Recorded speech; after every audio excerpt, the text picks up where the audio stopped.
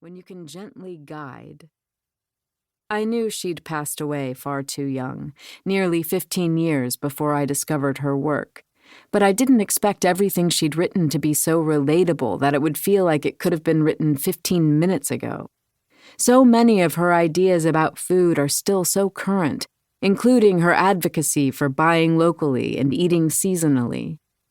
She wants our dinner tables to be less old-fashioned and more inclusive of the way real families look, divorced, remarried, from mixed backgrounds, and more, a message as welcome in 1993 as it is in 2021.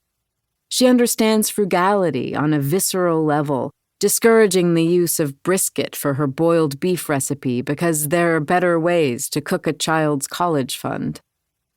Despite her love for food and cooking, these aren't just frivolous meanderings. There's something very no-nonsense about her writing, whether she deadpans in the introduction that most people who intend to have a family meal are too busy to think about the cultural relevance of this fact, and that's just page 1. Is she wryly looking inward? Is this the perfect jab at us with the privilege to not just consume food, but to analyze it? Is she telling us she's in on the joke too? It catches me off guard every time I read it, but it also ushers me into a collection that feels as relevant to the way we cook and live now as it did decades ago. She wants us to worry less, enjoy things more in the kitchen. Colwin is passionate about dinner party menus that are easy but that you can be proud of, the kind she outlines in After the Holidays.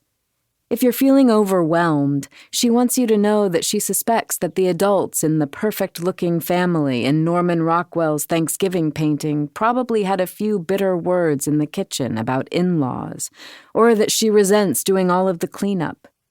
She calls black beans a frazzled person's friend in a recipe for a black bean soup that several Smitten kitchen readers have told me is a forever favorite, because black bean soup never goes out of style. Colwin is keenly interested in helping you make the kinds of decisions inside the kitchen that will give you a good life outside of it.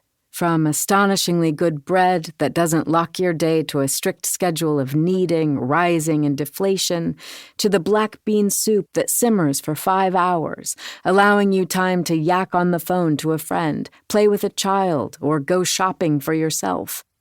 She always offers a suggestion for how she'd expand on a dish to include friends coming by at the last minute, the kind of impulsivity that sounds positively decadent after a year of social distancing.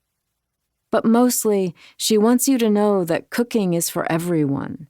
You don't need to be a chef genius or come from a long culinary tradition to prepare food, she tells us in Plain Food. You just need to eat something, decide you like it, ask the person who made it how they did it, and take this information back to your own kitchen.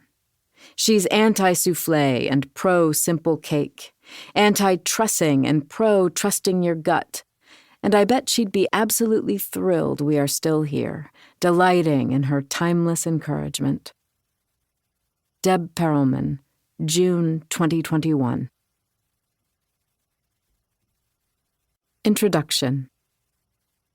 The Family Dinner in Real Life. Let us sit down and talk straight about the family dinner, that supposed artifact of years gone by. It is said that these days, in contrast to those days when families gathered together for at least their evening meal, the family meal has vanished, and what we now are left with is the snack. No one sits down with anyone anymore. We are a nation, we are told, of people who eat pizza or yogurt on the run and standing up. Most people who intend to have a family meal are too busy to think about the cultural relevance of this act. The fact is that modern life has deprived us of life's one great luxury, time. In the old days, things were different. Mom was home, Dad at work, the kids in school. When the old Dodge pulled into the driveway, or as the old Dodge pulled away from the railroad station with Dad inside and Mom driving and the kids in the back, dinner was ready, and then, it is imagined, a cheerful meal was had by all. Now